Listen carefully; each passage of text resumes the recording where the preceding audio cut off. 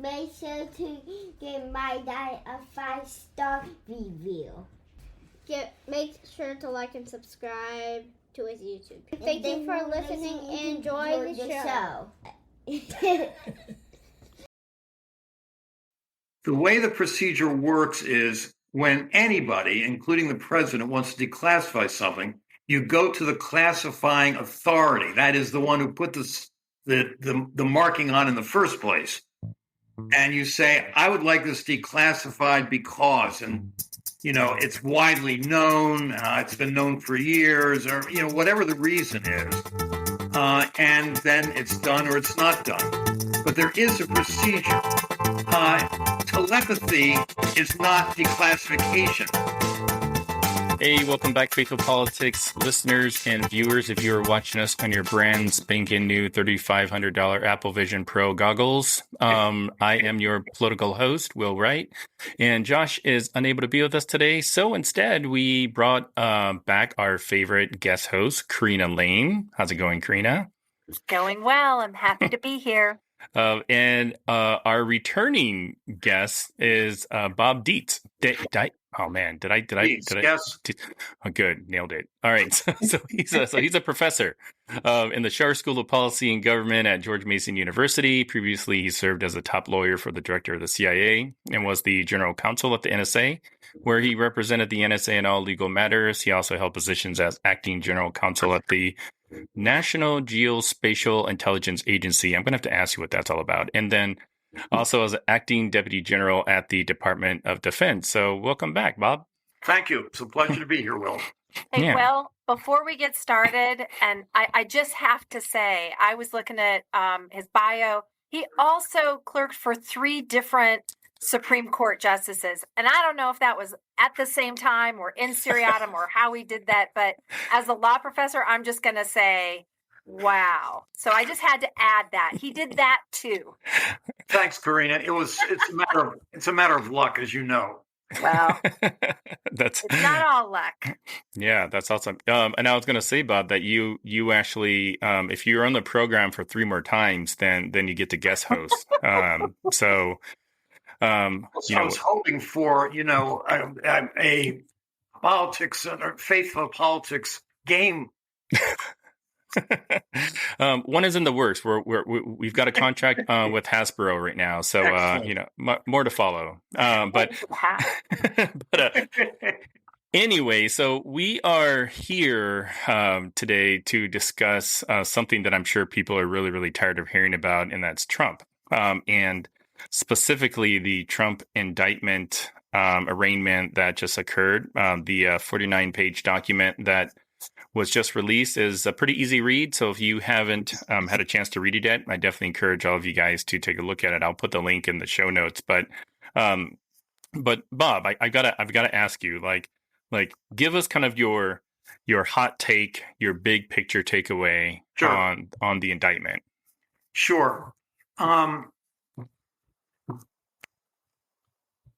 This is different from any criminal indictment I've ever seen before. Now, I defer to Professor Lain. She was a prosecutor. I saw a fair number of indictments when I was in my law practice. We had a white-collar practice, and I sometimes consulted. But I've never seen an indictment like this. This indictment actually looks, to me, much more like the civil complaint a large corporation with very good lawyers would file against another corporation or perhaps against the federal government. And let me explain what I mean by that. If you look at it, the first 75 paragraphs are background. They're telling the story. Probably 90% of that was absolutely unnecessary from a legal standpoint. It's only then when you get to paragraph 76 and then through 96, in other words, 20 paragraphs, you get to the heart of the indictment. Now, so what's that about? I have a theory. This is nothing but a theory that, first of all, the prosecutor is very, very good at what he does. But I think what he was doing was aiming this at a very broad audience. He was aiming it certainly at Trump, but he was also, I think, aiming it at the American people, at the MAGA true believers, and I think also, by the way, at the Supreme Court. What he was doing, I think, was laying out this in such great detail that anybody reading it would say, wow, there's really something to this. And you notice last week, I think it was William Barr, the former AG, said that he thought Mr. Trump was toast. Meaning, again, reading this such a carefully written story. And so that's my first, that's kind of my first impression of all this. Got it. I'll just add, I think Rob's exactly right. I think the storytelling was masterful. And agreed. It does read different than a typical indictment, which is all about the charges. I mean, the indictment is the charging document. As he said, they didn't need to tell a story. So why tell a story? And if you're going to give facts, why tell it in the way that they did? It is an incredibly well-told story that I think is for the American public. And I think that Jack Smith knew that there would be claims that this was political. And so he really needed to convince, he knew I need to put the goods out there. I need to show them, because anybody who reads it, it's just like, wow. It's quite something. It's hard in fact, as far as I can tell, the MAGA crowd, they don't have a response. And so they're just not reading it and not talking about what's in it, because it's really hard to defend that. Yeah. And I guess I'm wondering, so, I'm the only non-lawyer on the call, and most of the folks that I interact with on a daily basis are non-lawyers. So when I'm trying to explain the severity of this indictment based off my layman understanding of law, like how should I go about reading it? Because so we are a podcast that talks about faith and politics, and one of the things that we do when we talk to a lot of theologians, especially about reading the Bible and stuff, they always say, well, read the Bible kind of in context. And there's a lot of imagery, a lot of, metaphors used. But then some people would say, okay, well, notice how they use this particular word in Greek and Hebrew and whatever. So in the report, I see a lot of words that to me, seem indicative of something, but I don't really quite know what that something is. Like there's a phrase, there's like a sentence in there that says like Trump caused scores of boxes, many of which contain classified documents. So like that word caused, is that important, or am I just reading way too much into this? You're making a very good point. When I teach con law to undergrads, I tell them that they've got to look at the language and then look beneath the language, because a lot of this, it's not really exactly a metaphor, but there are tone issues that Smith is making very clear. The sentence you talked about, he caused something, that's basically legalese to say, I didn't do it myself, but I had somebody else do it for me. You see this a lot on the service of process. When I'd file a brief, I would say, I caused this brief to be served on Joe Schmo. Didn't mean I actually mailed the goddamn, I'm sorry. It doesn't mean I actually mailed the thing. It means I had a gopher mail it for me. That's what the caused thing means. Hey, Bob, I'd love to ask a question, and I just I love that we have you in. By the way, I've been looking forward to this all week, so I'm glad to be here. Thank you so much. But just given all of the experience that you have, I'm wondering if you could talk about the national security piece of this. Sure. Because I think there's two different framings.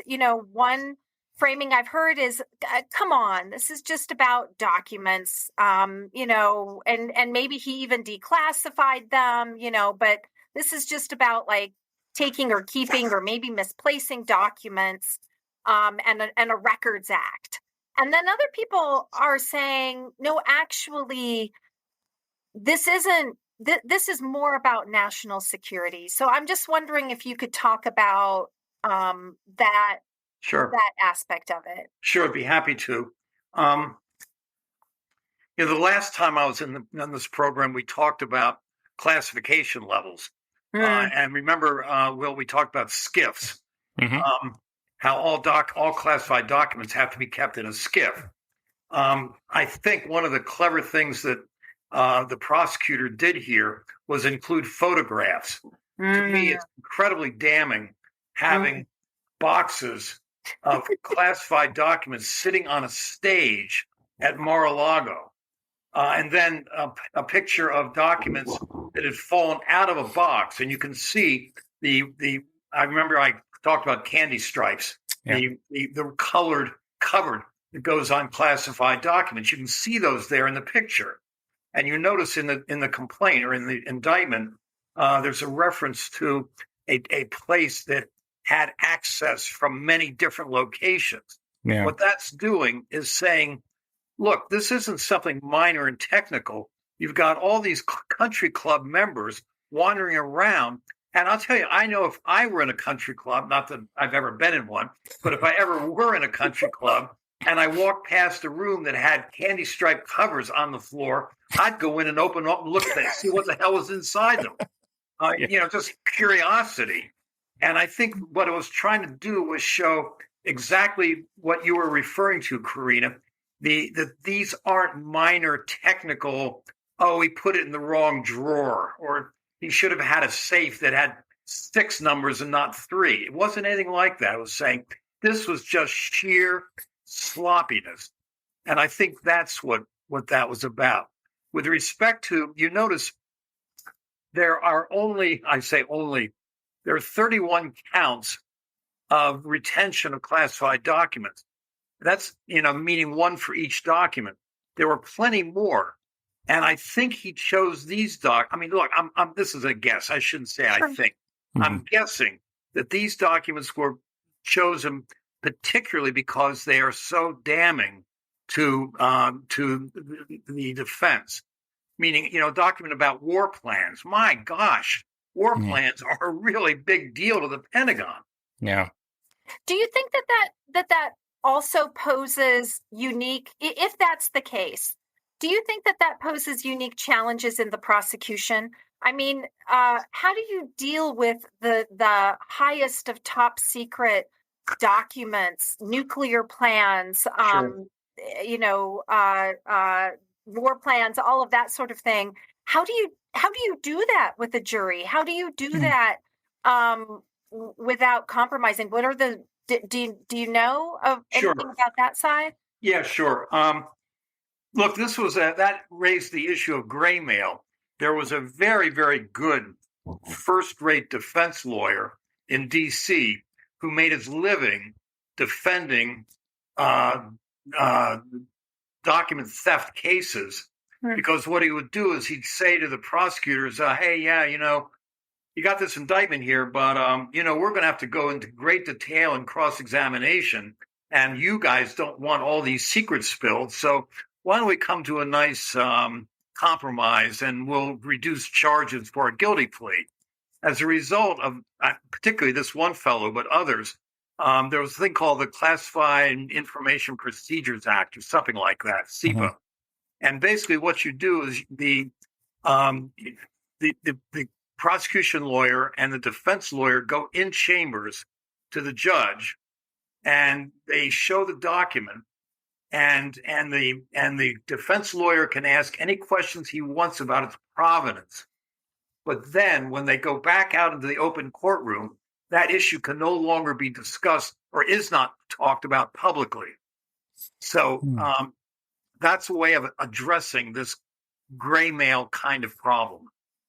And it works. It's used quite frequently. That's really interesting. So I mean, like, could Trump or the defense, state that the jury is basically making a decision, on a matter where they don't have the full, the full picture, or is what you just discussed sort of, kind of just part and parcel to this type of. I think that's pretty settled. I think that's all pretty settled. In other words, Trump can say, and believe me, I'm making this up. I have no idea what these are in these documents. Sure. But let's say it's war plans against England. I'm picking obviously an absurd example because I don't want people listening to this say, "Oh my God, I just learned something incredibly important." But defense counsel couldn't say, "Well, let's talk about those war plans a little bit. How many airplanes? How many bombs? You can't do any of that." And so So what the jury knows is that this is a properly classified information document, and that's been established in camera, in the judge's chambers. So when they go back out, that issue's no longer on the table. Bob, I think, and I know that you were surmising. We're all just sort of surmising in some ways. You just do it from a depth of experience, and so that's great. Or I'm just making it up on the fly. Well, I love that. That's what good trial lawyers do. But I think that the other benefit of choosing the documents that they did, assuming that they are particularly damning, might also be for Judge Cannon or for whatever judge they thought that they would draw. Yeah. Because even if the jury doesn't see those documents, it's going to, there are a number of discretionary rulings, as you know, and it could affect how the judge, does the judge see this as, oh my gosh, this is super serious here? Yeah. Or does the judge see it as, okay, fine, he violated the law, but they're out to get Trump? That's a great argument. I did not think about that, but you're dead right. It's one thing everybody claims, and it's probably true, that the federal government overclassifies, and so by choosing these really hot documents, you're right. It's a judge is going to look at this and not say, "Oh, come on, everybody knows that. Why is that classified?" With the documents that Smith chose, you're going to look at those documents and say, "Good grief, these are really important issues." And he mentions that in the storytelling. He talks about nuclear codes and susceptibilities of our own. Yep. And so that there is hot stuff in there. Exactly. Will, I know you have questions, but I just want to sneak in one more if you don't mind. Go ahead. I mean, as long as we're as long as we're surmising, I had two more surmises that I was curious about. One was, you mentioned a lawyer in DC that is known for gray mailing and known for, doing high quality, high end defense on cases like this, perhaps. Yep. And it raised the question in my mind about Trump and Trump's lawyers. Oh, good. I'm so glad. We had to get here. Say something about that. Right? I want you to. And I guess, as I sit back, I'm like, it's interesting to me that Trump, not only that several of Trump's lawyers have said, that's enough for us, but that he can't find a lawyer. Because if you think about it, I mean, lawyers will represent, and I mean, I think this is a good part of my profession. I don't think it's a bad part. But they'll represent terrible people, and or people who have done terrible things. I mean, at least put it that way. No one's irredeemable. But spoken as a death penalty scholar. But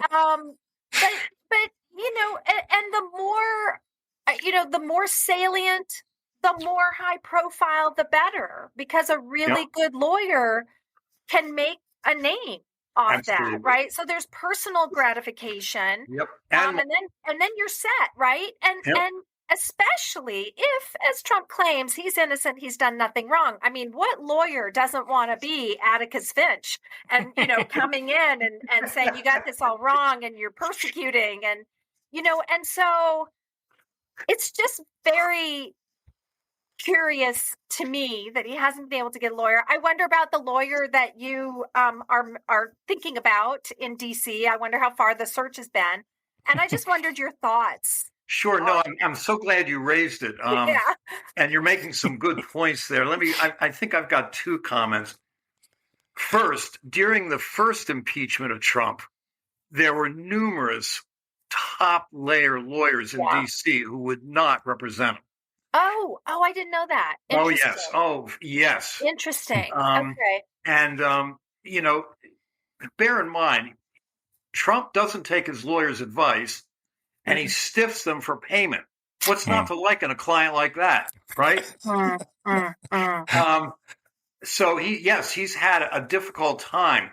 The second point I wanted to raise about that, and I think it's connected to the first point I just made, is that I've read in the Post or the Times, I can't remember which, that there's a division within his lawyers / advisors about the shape of his defense. There's one group apparently that wants a scorched earth. This is selective prosecution. What about Hillary? What about Joe Biden's son? And, that kind of thing. And then there's the other camp, which is a traditional legal defense. And that has, apparently, according to these articles, that has not been resolved. Now, I don't know I know I, as a lawyer, would never go for the scorched earth. I'm not even sure any of that stuff's admissible. I teach evidence, and I'm like, exactly. I don't think that's exactly right. And that's exactly what I'm picturing myself standing up in front of a federal judge trying to get in this kind of baloney. And what I would do, aside from kill myself, when the lawyer tells me to sit down and shut up. By contrast, of course, you and I both understand how a traditional defense would work. Yeah, that's so interesting. So with your experience in the national security universe, I'm curious if you can kind of put into context what I thought, and I think a lot of the reporters covering this thought was probably one of the most damning paragraphs, and that was paragraph number 3, I believe, where it talked about, the classified documents could put at risk the national security of the United States, foreign relations, the safety of the military, and human sources. So kind of put that into context, drawing from your experience in that world. What does that really mean? Well, yeah, I agree. It is an arresting paragraph. And again, I think the audience for this was the American people. Hey, this isn't some technical, I put it in the wrong file drawer kind of case. The ones that were mentioned, order of battle. When you fight a war, how do you do it? What equipment do you bring in first? What troops do you bring in first? What does the Navy do compared to the Army, compared to the Air Force? That stuff is just incredibly important. And it's information that, by the way, the U.S. has on many, let's call them aggressive countries. These are often called the crown jewels in the intel world. Putting what's called human sources at risk. These are people that risk their lives to give us information, and then they get betrayed because a box fell open in Mar-a-Lago and a classified document fell out. How do you attract human sources if we care so little about their lives? Bob, there was a story that came out, I don't know, was it 2020? It was in the last couple of years about foreign agents or, undercover agents working for us, dying, being uncovered at an alarming rate. I think there was an article maybe in the Washington Post or in one of the major news sources about that. Did you see that, and if you did, do you think that that's related in any way? Do you think that some of this information has already? Of course, we're just surmising, but Do you Yeah, think? not directly, but I know what you're talking about. And I think you know more than you remember you're knowing. You saw that Robert Hansen died in the last couple of weeks. He was the guy at the FBI who was acting as an agent for Russia. And what began the lengthy inquiry into who was doing this was that we were losing agents in Russia at an alarming rate. And so people back in Washington like, whoa, what's going on here?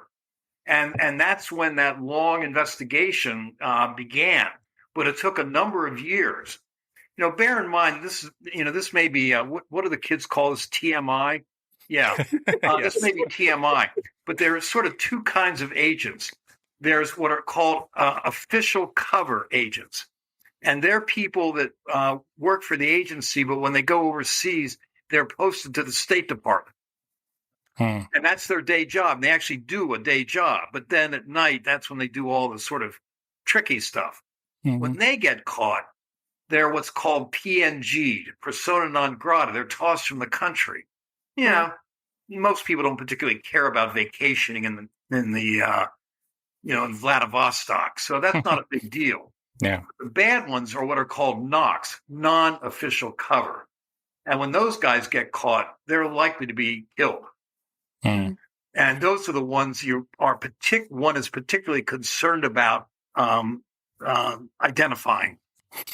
Interesting. Yeah. So kind of in that same vein, I'm wondering how much of that applies with my next question, because I want to ask you a little bit more about the classifications, because I know the last time you were on, you helped us sort of sort through secret, top secret, confidential.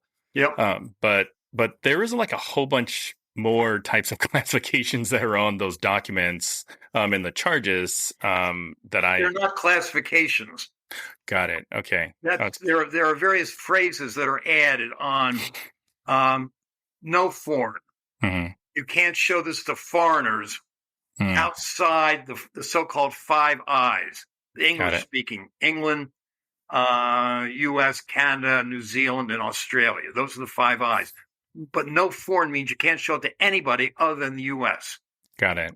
Then there are the Five Eyes classification. You can't show it beyond the Five Eyes. And then there's the thing called ORCON. That's originator control, meaning if I create a document and I put ORCON on it and send it to you, you can review it, but you in turn can't pass it on to anybody else without first consulting me. They are classifications. They're just sort of controlling. They're the rules of the game. Got it. And what's SAP? SAP. Or SCI? Those were a couple other ones. Those are the SCI. It's the code word stuff. Okay, got it. In other words, it's top secret, but then there's, in addition, you need to be read into that compartment. It's secret compartmented information. That's SCI. Got it. Okay. So you've got a top secret clearance, but that doesn't, just because you have a top secret clearance doesn't mean you can roam around and looking at stuff. Often you need to be read into specific programs. When I left DOD, I spent roughly a day being read out of programs. And basically saying, you can no longer see this stuff or talk about it. And by the way, if you do, you're going to lose your firstborn child. Sounds pretty severe. Depends on the child, I suppose. How about like there was other things where it's like not the characteristics or the classification level, but there's something that just said like redacted or no markings or something like that. So yeah. why would they have the redacted on the characteristics of the classification? Well, I mean, this is speculation. Do you remember last time we talked, Will, about the above and below the line? If you remember, I mentioned that the classified documents have a whole bunch of stuff at the top, which is, I've never even asked about it, but I think it's the way it's filed or maybe where it came from, or there's all sorts of code letters. the meat, and then above that also says something like, the below information came from a source who's provided accurate information for the last 5 years. That's called above the line. Below the line, I find myself gesturing here, and you can't even see me. I don't know why I'm gesturing. It's like I'm in front of a classroom of nothing. Not that you're nothing, of course. Below the dotted line, that's where the meat is. And I suspect that they may have redacted some of that meat. This is raw speculation. Sure. Bob, speaking about these documents in this way, I wondered, again, as long as we're surmising, I wonder if you have thoughts about why. Oh, God, I'm so glad you did this. Well, because one of the most striking things, at least to me, and here's another question for you, what was the most shocking part of the indictment for you as a national security expert? But for me, I think one of the most disturbing things was that he obstructed, that he didn't want to give the documents back. He told his lawyers, hey, isn't it better if we didn't? Then when they said, we can't do that, he was like, okay, well, come on this day, and got someone to take the boxes away. And so that the lawyers wouldn't be able to see everything and would inevitably fill out a false certification that they had checked everything, which of course is what happened.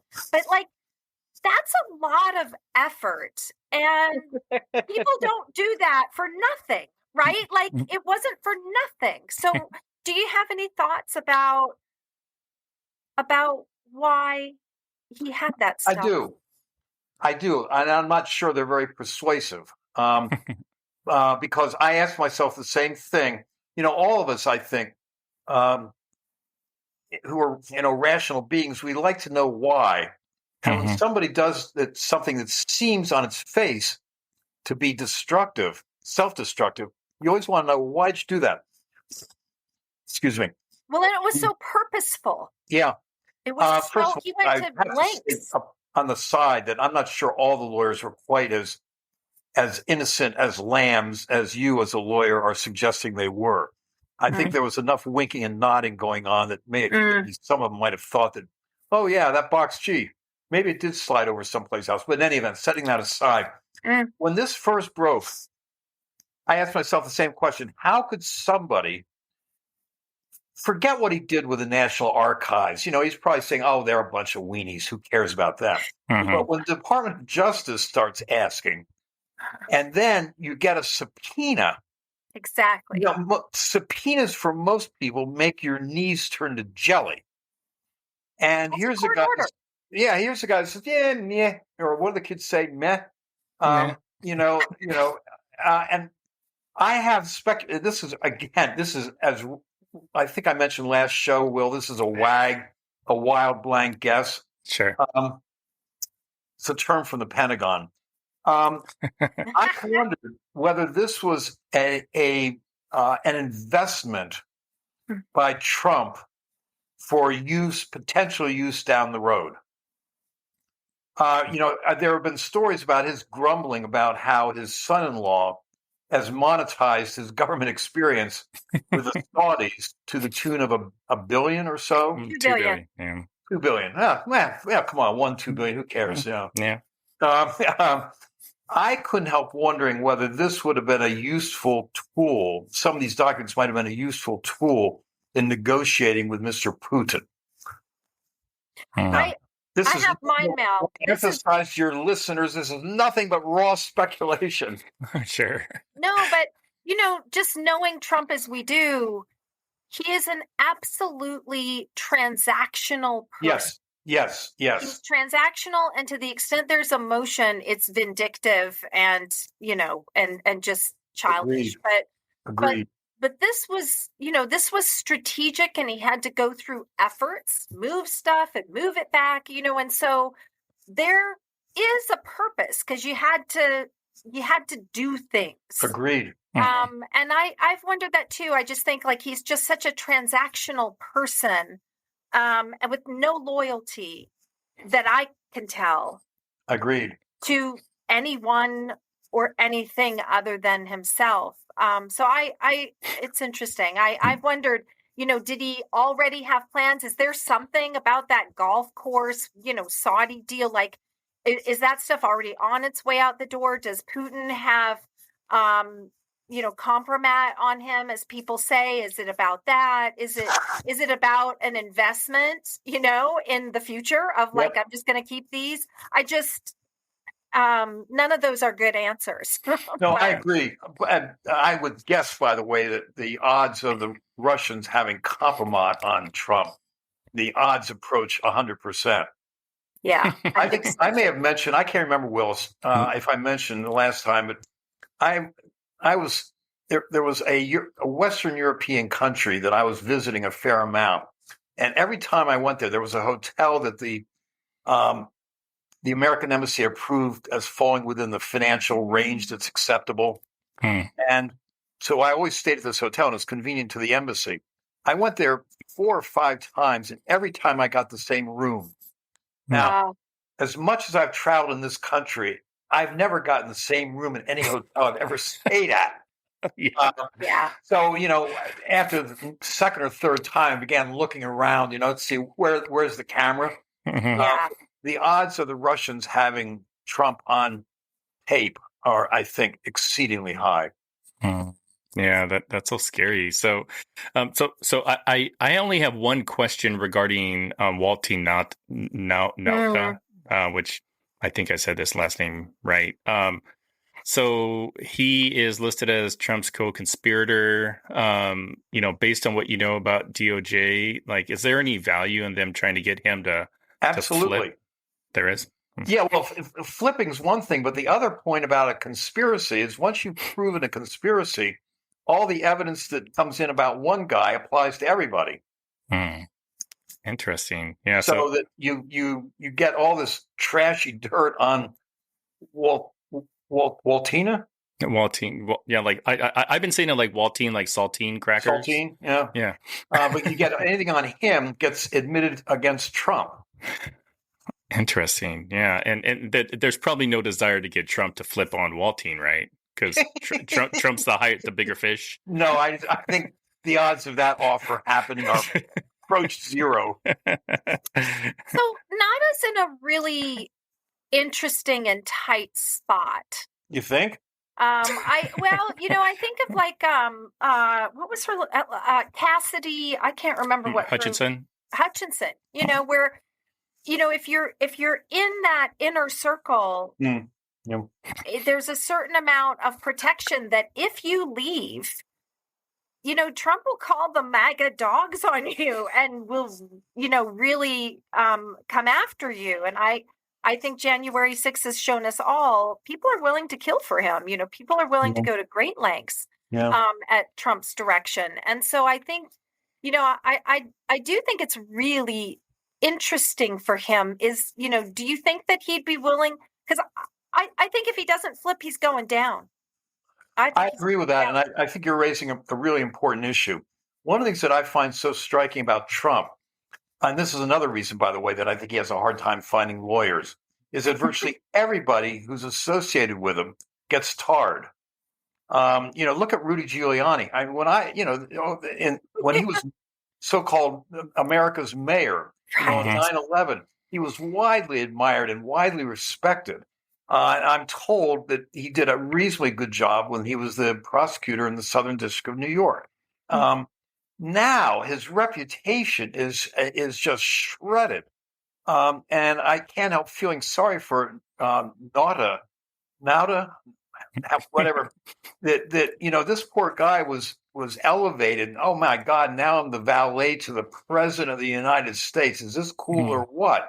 And now he's in this incredibly difficult bind. Yeah, and like with Trump lawyer number 3, like whoever that person is, I suspect maybe it's like Christina Bobb or whoever, but my guess as well. Yeah, the report said, that she signed the document saying that yep, everything's good to go, and I'm just like thinking, why in the world would you sign something to confirm that everything's been checked? Agreed. Especially with like this particular client, but like it is Trump lawyer number 3 in any sort of legal jeopardy, or do you think that they are one of the DOJ's witnesses? No, look, as good as the odds of her being disbarred are very high. Look, I know I never did this kind of work, but corporate lawyers, when they're doing a merger and the sale includes 75 trucks, a junior, very, very junior lawyer goes out and actually counts the trucks. You never take the word of anybody for stuff like that. Maybe your senior partner or something, but a client type or some lawyer from a different firm, never. And the fact that she signed on to that is, I find astonishing, actually, unless she was under pressure from somebody who said, "Hey, kid, just sign this darn thing." Like Trump? Maybe, yeah. So I, sort of related to that, I wonder if we could talk a little bit about witness tampering and witness intimidation. Yeah. Just because Trump is known for that very sort of thing. And I thought it was very interesting that after the arraignment, Trump goes to this, he walks out, and it is not like hanging back to be with his own attorneys. He's following in the Trump, in this Trump line that's going out, and he's essentially, with Trump. Yeah. Do you think that Trump will violate the terms of his agreement with tweets or Truth Social or whatever?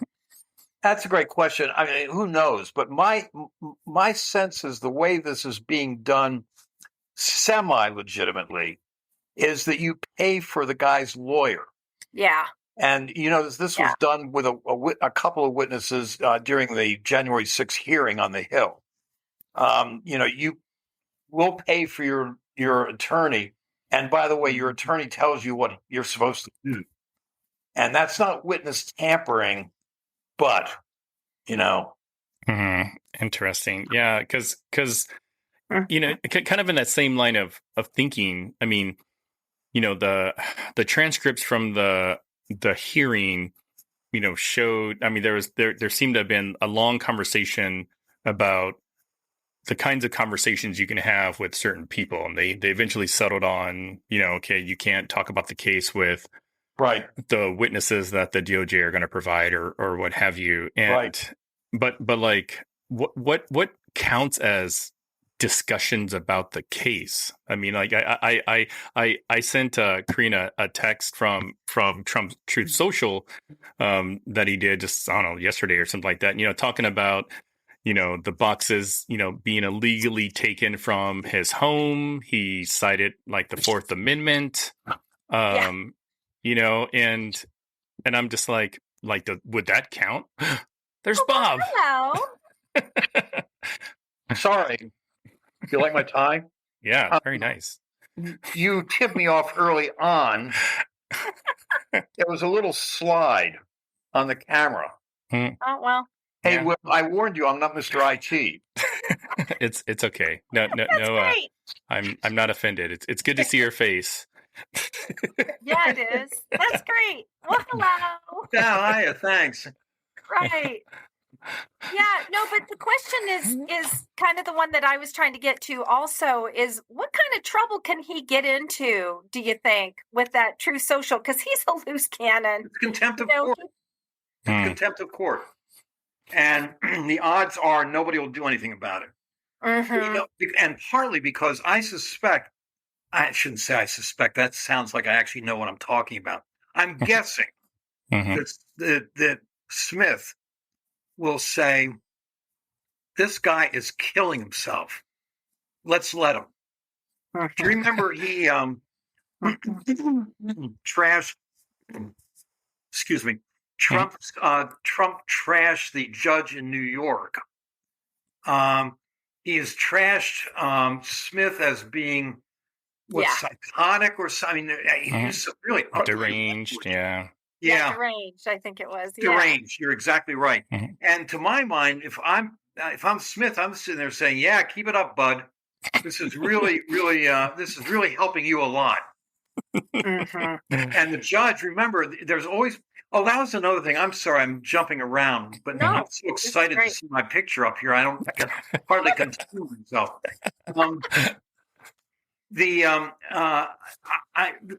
A number of people have asked me why I thought Smith brought this case in Florida rather than D.C., where venue was also appropriate. And I think there are a couple of reasons. Sort of on the tactical level, I think Smith wants this to go to trial quickly and not get hung up on venue issues and being challenged. But I think a better argument, or a more important factor for Smith, is that let's take this to the lion's den. Yeah. Let's take this to your home court with all those MAGA. Well, I shouldn't say MAGA appointments. The Trump judge appointments. Mm-hmm. Yeah. Let's go in there and try this case. And I think that's really what was going on there. And I think Smith's saying, "Hey, say anything you want about me. That's not going to help you." And his lawyers, I'm sure, Trump's lawyers are all cringing, I would think. Yeah. I think you're right. And Bob, I think it goes back to being like, I don't know, in the 5th grade or 6th grade with bullies. He's like, "I'm not afraid of you. Right. I am coming for you." It's a bold move. It's a confident move. Yeah. And I think Trump is, I think he really is scared, and the way he reacts to that is with this bluster. And so you can, I met Smith once or maybe twice. Oh, really? Just met. I mean, and when I saw him, I was told I was going to be meeting this guy who was, prosecutor in the Hague and all that. When I saw, just seeing this guy scared the hell out of me. And he's like a Jedi Knight. Does he look like a nice guy? No. Does he look like somebody who actually pets dogs and kitty cats? It would strike terror in me. Yeah. Speaking of venue, I mean, like, why wasn't like New Jersey an option? Or is that something that you think could happen later down the road? Oh, well, it could, but because of the Bedminster connection. Mm-hmm. Yeah, I mean, yes, it could have. It would be proper there, but it would certainly invite a lengthy legal argument, including an appeal. And then if Trump were to lose an attempt to get certiorari in the Supreme Court, in other words, delaying, which is Trump's, his game is to, play out the clock. Yes. I mean, that's why I think that was so brilliant. In part, it's psychological warfare, I think. Yeah. I'm going to bring it right to Miami. But the other is it takes away like 2 or 3 moves on the chess board. It's like, wait a minute, my next move was going to be a change of venue. This is how we drag it out. We're going to fight about venue. And it's like, you want to change venue to D.C.? Yeah, I don't think exactly. you do. If you do, we'll agree to it. Yeah, good luck with the jury in D.C. They love you. Right, exactly. Right? Like, so it just shortened that whole time. Bob, one question I had is, do you think that Judge Cannon will stay with this case? I know that there's a lot of calls for her to, to recuse herself. So I wonder if you have thoughts about that. And then, the other thing that I've been wondering is it the case that she might just go the other way? In part, in other words, she might just bend. She made some pretty wacky rulings the first go around, but you think? right. But she got slapped down, and everyone's looking at her. And so I wonder if she might, and plus the gravity of it. I wonder, do you think she'll be fair? What do you think are the dynamics that are going to play out there? And do you think she'll stay with the case? Yeah, that's a great question. This is, again, we're speculating, raw speculation. I think she'll stay with it, in part because without knowing her at all, and really even knowing nothing more than is in the newspaper, there's a matter of pride. And she was slapped down so badly, so completely, that had to have been an embarrassment for her, in her own mind, but also among her colleagues. Mhm. And people that are in that position are people that have egos. And so I think it may turn out that she has had her, her moment of saying, look, let's get this right, and we'll do it well, and may even favor the government in certain contexts. I've wondered that. Because this is, everybody, maybe you don't because you're too young. You're talking to Will, I think. Judge Sirica, you remember, Watergate judge. Everybody knew his name. He was famous, just as a district court judge who wouldn't accept guilty pleas from those folks that were caught in the, at the Watergate hotel. Actually, it was the across the street hotel. It was the Howard Johnson. But he became famous, and I suspect this judge, again, she's got her pride, her vanity, may say, no, I'm going to do this right because people are going to know who I am, and I don't want to be thought of as a tool for a disgraced politician. Yeah, At the same time, she has the potential of offering him great protection, right? Like she could dismiss charges. She can set a late a trial date. She can do all sorts of passive aggressive things to help him. She can. Yeah. Yeah. On Hey, this I've got to ask you guys a question. Who's the Trump female adverted to toward the end of the indictment? The family member, you mean? Yeah. It's a Yeah. female family member, so that kind of limits the field. It sure does. I'm going with Laura Trump. I always thought it was I always thought it was Melania. But I mean, I don't know, and I'm not watching that close enough. I just always think, whenever I think of Melania, even to this day, I think of her right after the news was Stormy Daniels came out, and he went to grab her hand and she smacked it. Remember that? Yeah, I do. She got caught. It was like, and I just thought, the Elliot Spitzer did a scene with his wife when he was accused of hiring a prostitute or something. And I'm not sure whether she wouldn't appear with him, but it was clear that she was like, it's the appearance with a little woman, the little supportive woman. That's an endangered photo op. Yeah. I think she, my own impression, of course, I don't know her. But my impression is she's transactional too. I think they're both transactional. No, really? And her transactions look different. Yeah. But I think she's just, I don't even know if she'd be particularly sad. Right. No. Yeah. I was. It's either Laura Trump or Kimberly Guilfoyle. Okay. Because I don't think it's Ivanka. And I don't think it's. I don't know. You don't think it's Melania? I don't think it's Melania. You notice none of them seems to be playing much of a role these days. They're not terribly visible in the media. Yeah. But to that end, I mean, like so, regardless of what family member it is, like, do they have any criminal culpability here as well? Just or are they likely to be one of the witnesses? I'm guessing the latter. Interesting. So Trump's going to know, though, right? Once the DOJ. Yeah, you asked this in a question. There's no parent-child privilege. Nope. No, just spousal. Got it. And even spousal has recognized exceptions. Yeah, well, the fraud crime, yeah. So no, that's William Barr. I don't think he distinguished himself terribly well as AG, but his description of Trump's position as being toast, I think he's dead right.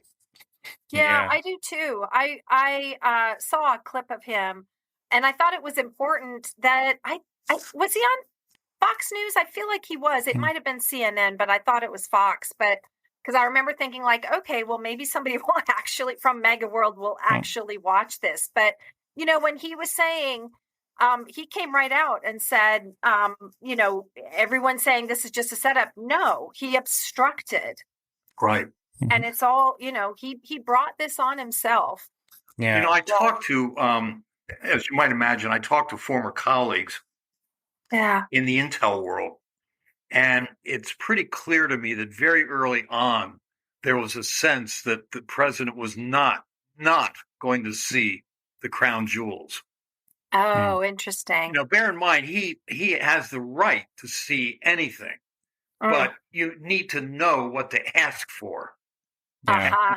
And it was very clear the DOD was not coming into his office with sacks of documents saying, "Hey, look at this new thing we can do." Because he's not trustworthy, and everybody knows he's not trustworthy.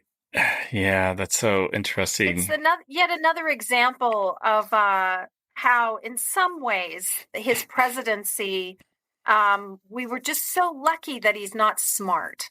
He's just not particularly smart. You think about somebody. I totally agree. I totally agree. He isn't smart. He's undereducated. Yeah. So I want to get into. I have just a couple of audience questions. Boy. If you would just humor me, and I'm going to read these verbatim as when's that left-wing pinko commie going to get the hell off your show, right? I thought you were referring to me. So the first question says, the president has unilateral declassification powers. I'm assuming we all agree there. There's no set procedure for him to declassify things that I'm aware of. If he can declassify at will, how can anyone make a legal case that he didn't do so? Please point to the process that legally sets the procedure to declassify documents. The way the procedure works is when anybody, including the president, wants to declassify something, you go to the classifying authority. That is the one who put the marking on in the first place. And you say, I would like this declassified because, and it's widely known, it's been known for years, or, whatever the reason is, and then it's done or it's not done. But there is a procedure. Telepathy is not declassification. The president can't sit there and say, declassified. That's not the way it works. Second, an ex-president has no declassification authority, ever. And that's what and notice for all Trump's talk about his declassifying, his lawyers have never made that argument, which I find interesting. And he was also caught on tape for whoever that audience met. He was caught on tape saying, as president, I could have declassified this. Now I can't, but it's secret. See, look. So it's a talking point, but one that even Trump has himself admitted that he did not have that power. That's why that's in that complaint, I think, or in the indictment. I think you're right. That's interesting. So, next question. So, will the Jack Teixeira and Trump cases pave the way for the DOJ to have to establish criminal intent when prosecuting 793E cases moving forward? If so, would this possibly create a legal opportunity for violations of the Espionage Act out of public interest? Well, let me try to answer what I think the question is, and then you can say I'm so far out in left field, I'll never be seen again.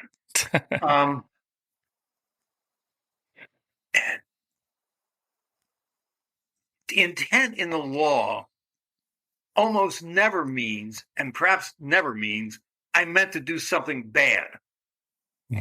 All intention means is I intended to do what I did. You see what I'm saying? And so for intent purposes, if you don't need to prove that Trump wanted to do evil by having boxes shifted from here to there. All you need to show is that he intended to have those boxes moved from here to there. And that's the intent you need. There's a great Holmes line. It's one of my favorite quotes from him that even a dog knows the difference between being stumbled over and being kicked. Mm. Well Interesting. done. Isn't that a great quote? That's a great quote. I would just add to that, and I agree with everything, that it depends on the statute, because when some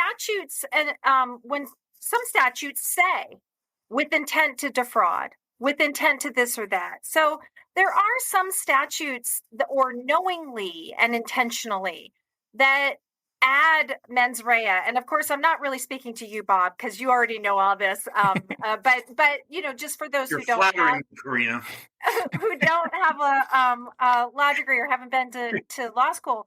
But so there's a principle of law that's like, when the statute wants a specific intent, it says so. Yeah. And so therefore it's ceteris paribus es exclusio unius or something like that. Right. But wow, I don't know where that came from. I think it's kind of right, but did you just cast a spell or something? Yeah, really, right? My Harry Potter one. But conviction. Sorry. But absent that, when the statute does not say that, then there is no specific intent. It is, just as Bob said, it's no, you just meant to do what you did, and that was prohibitive conduct. Okay, awesome. Well, all right. So next question. After looking at the charges against Trump, which one, if any, doesn't apply to Hillary Clinton's email server? Oh, God. And destruction of emails. After... I didn't mean to say it out loud. I was just thinking it. It's a narrative. It's really good to talk about. Yeah. So which one it doesn't apply to Hillary Clinton's email and destruction of emails after subpoena? I know, quote, but her emails is dismissed out of hand by many. But if Trump is being indicted for the same exact thing Clinton was excused for, there needs to be some substantial reason. Bob? Well, for one thing, there were no purloined documents, I don't believe. No. There were discussions in emails. And by the way, I know what's going to happen, but and I know nothing I say can stop it, but I'm still going to say it. I'm not defending Hillary's conduct on this. Sure. When I joined NSA, we were told never, ever, ever use private emails. And I never did. And most people I know never did. It just wasn't done. So I'm not defending that at all. But it is different from having these hundreds of classified documents in your possession. And apparently, I don't know the facts terribly well, but apparently what Ms. Clinton did was often talk around a classified document in her emails, so that she didn't actually talk about the email or the classified information so much as saying, I'm making this up, of course, but Joe, do you remember that discussion we had last week about that certain problem? Okay, here are my thoughts about it. That kind of talking around the problem. Again, it doesn't cure the problem, and I'm not defending the conduct, but it's very different from having these hundreds of classified documents in your possession and moving them around to avoid their being found. Yeah. I think for me, that is really the key. And I mean, I think, as you say, there's two things. This is about classified documents. This is under the Espionage Act. She was never, ever considered, none of her emails ever came close to that, because she wasn't keeping classified documents. But the bigger thing is, I don't think that, correct me if I'm wrong, Bob, but my understanding is that Trump is not charged with having wrongfully taken so much as he has been charged with wrongfully keeping and not and not complying with the subpoena and obstructing. That is very, very different. But you're reminding me, Corinna, that a number of politicians have made something of the fact that this falls under an act called the Espionage Act, and there's no evidence that Trump was committing espionage. That's a complete red herring. Yeah. You can ask the numerous people that have stolen documents from NSA and kept them in their garage, for example, who are now in jail. You don't need these. It's simply possession. You don't need to then decide to, sell them on eBay or pass them on to the Russians or something. You don't need any of that. Yeah. Interesting. So how about so let's see, 1, 2, 3. Fourth question. All cases with classified documents are conducted in secret courtrooms, and okay, good. So that violates due process of law. We don't have secret courtrooms in this country. We're not living in Stalinist Russia. Sorry, I'm foaming at the mouth. It's okay. Continuing, and all counsel do this to me. And all counsel has to obtain a security clearance to see evidence. Does Trump have the power to demand a 100% public trial? Well, the answer is yes. Like all trials are public. Doesn't mean they're not in camera proceedings under the act I talked about earlier. But the trials are public, absolutely. And yes, his lawyers have to get clearances, but that's generally not an issue. Generally. And I'll just say that the right to a public trial is like every other constitutional right. It's not absolute. And so you not only see in-camera hearings, still a public trial, you see courts that limit the number. There was a case that just came out under the Fourth Circuit. It was a big conspiracy case with gang members, and the court limited the people to 25. And they made a public trial claim, and the court said, no, it's still public. There's all sorts of limitations that a trial court is well within its discretion to do as the circumstances demand it, as is reasonable, which in this case, you're going to see some of that. Yep. Awesome. So will the Trump and Teixeira cases require the government to procure actual evidence of harm to national security directly related to their retention and disclosure of national defense information? No. There doesn't have to be a declaration of World War III in order for these prosecutions to hold. Again, if you look at what was his name? It was a male, PFC Manning. I think his name's been changed to Chelsea. Chelsea. There was a couple recently lived in Annapolis who he took documents from NSA. None of those involved. You couldn't prove harm. That'd be an impossible burden. Absolutely impossible burden. Interesting. So, last question for your wallet. How do you prove harm? Yeah, I guess that'd be hard, wouldn't it? Well, as rich as you are, I would think so. I'm just rolling in it. What can I say? So, last audience question: is it possible that Trump could destabilize his base and effectively bully the DOJ into releasing the documents per the indictment to prove they were vital information and not overclassified pieces of paper?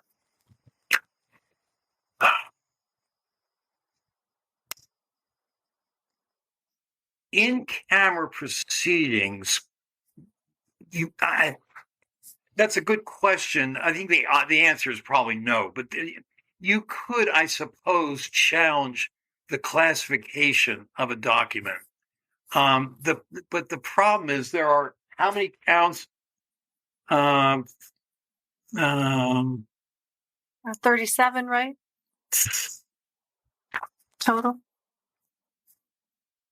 Yeah, there are 31. Yeah, but there are 31 specific documents that are mentioned. And that's why, again, I think that Smith chose his documents wisely. There's no way you're going to be able to show that the U.S. Order of battle isn't top secret. It's just not doable. Got it. Okay, so I only just have one more question for you, Bob, and this is probably more of a procedural thing. When can we expect this to go to trial? And when and if it does, like what can we expect as far as like the timeline of how long the trial will last? Just basically, like, is this going to go to trial after the election? Or do you think it's going to happen before then? Well, I think Corinna's really in a better position than I because she's done this stuff. And she was referring earlier to the judge's power. A lot of this has to do with the judge. My guess is that the trial is going to happen before the election. So it's so funny that you mentioned that, Bob, because in my little mind's eye, I was like, oh, I can't wait to hear what he has to say about this, because I have no idea. So you got the That's ball. why we have an expert. Hey, you're yeah, the professor, not I. Well, you're a professor too. I think it's really, it is really interesting. I feel like that's one of the hardest questions. I mean, the whole thing we've had to say numerous times, we're surmising, we don't know. Yeah. This is just, what we can add to the conversation based on what we do know. But I think that's the hardest question of all. One thing we know for sure, Trump will try to push this out as far as possible. And Jack Smith has already stated his intention for a speedy trial. So, I mean, that much we know, but where those skirmishes over the timing, how that plays out, I bet there's somebody betting. I bet somebody's putting money on it somewhere. I'm sure. Just the timing. Where I, right outside D.C.'s, the court, part of the Eastern District of Virginia Federal Court, and it's often called the Rocket Docket. Rocket Docket. And I've actually heard that in Florida, that particular court that this judge is on is also a very fast docket. So it may mean that that actually may have been another consideration of Mr. Smith, that that in D.C. that's a very full docket, and it's hard to move things along there. That probably isn't true in, what is this, the Southern District of Florida? Is that the district? Yeah. But they may have a relatively cleaner docket, which means this thing really could get to trial quite quickly. And I don't think it's going to take a whole lot to get a jury impaneled. I mean, that is the other question, isn't it? Because do you think so? I wondered, how long will it take to get a jury impaneled? It could take a couple months, don't you think? No, you think go faster? Good, but I think not. People are going to say, standard question. Do you know who the defendant is? Well, duh. But it's often not that hard. It's shockingly easy to find people that don't know anything about cases. All right, fair point. And I suppose what I keep thinking of is qualifying a jury in a capital case and how long that can take. Yeah. But yeah, I bet you're right. You haven't talked about. Neither of you's talked about possible sentences. Well, let's go. Yeah. I'd like to hear your thoughts. Well, these are all felonies. Yeah. And each document is a separate felony. So, I mean, I would think that almost any and by the way, I think if he's convicted, he has to be sentenced to jail. I don't. Jail or prison? Sorry? Jail or prison? Prison. Yeah. Federal prison. I mean, I think it's now maybe the summer camp at Allentown, but contrary to what people think, that's still not that pleasant. And NAUTA won't be able to serve every one of Trump's needs there. But I don't see how it could be anything less than 10 or 20 years. Wow. Yeah, because the so with that Teixeira case that just came out yesterday. So we're recording this on Friday. So on Thursday, yesterday, there was a report that he's been indicted, but he's already been serving prison time for those Discord leaks. Yes. And when you think about him, when you think about other folks like Reality Winner, who had just the one document.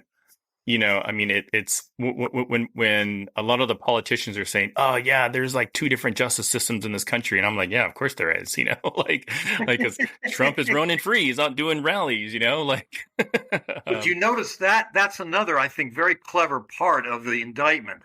Do you notice that there was a paragraph or two in which Trump is quoted railing against of classified information? Yeah. That was also done purposefully. I I loved that that whole section. Yeah. In too. part, I don't know. In part, I mean, it serves a legitimate purpose. He absolutely knew what the obligations were. He appreciated the seriousness of them. But there was this other part where I was like, oh, they have a sense of humor. You know, there's this little piece where, you know, Trump is always opposite day. You know, lock her up becomes like, oh my gosh, are we, you know? And then they talk about, you know, being politically motivated and this not being a fair justice system. I do think like anybody else would have been arrested, would have been, absolutely. you know, like it's been unfair and probably denied bail. Opposite way. Smith doesn't. I mean, you're right. Parts of it do appear to have some irony, although I tell you, when you look at Smith, he doesn't look like Mr. Chuckles to me. No, he's not. No, he's not. I just thought it was clever. And, agreed.